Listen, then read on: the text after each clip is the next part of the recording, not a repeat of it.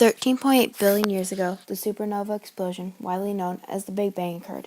It created many essential components for the game of lacrosse: life, collective learning, and the modern-day revolution. The game of the Native Americans, gods, and the creators. But most importantly, the game where men became warriors, where citizens traded, and disputes came to a close. The Big Bang was a very important role in creating lacrosse, so without the Big Bang, the game wouldn't be where it is today.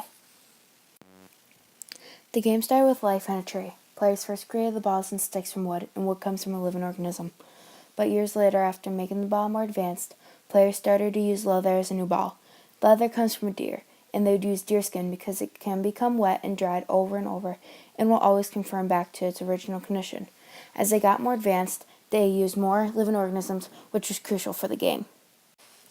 As humans, we are uniquely powerful because we use symbolic language to store and circulate information that would otherwise disappear when individuals die. This enables us to manipulate and react to our environments like no other species on the planet, which is collective learning. Lacrosse uses collective learning all the time. Players need to communicate and come up with strategies in order to win, but there are other ways to use collective learning. Lacrosse was a way to settle arguments, a diplomatic tool.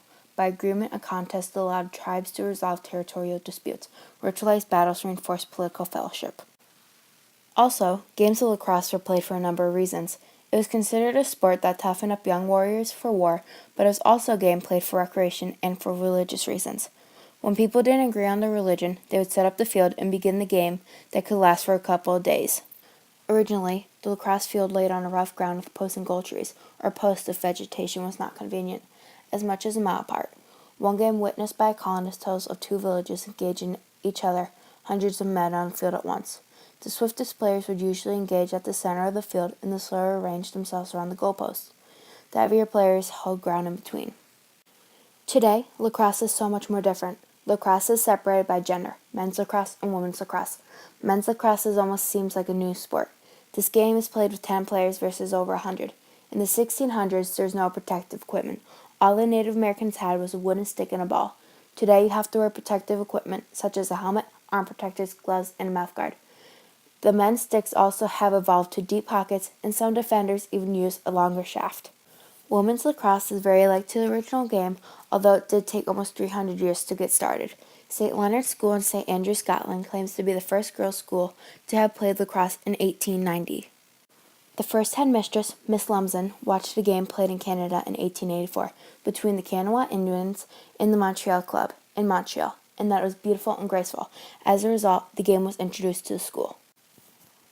Women today wear a cage to protect their eyes and nose, a mouth guard, and a stick that is very close to match the original wooden sticks, but instead of 100 players on the field at once, there's only 12 at a time.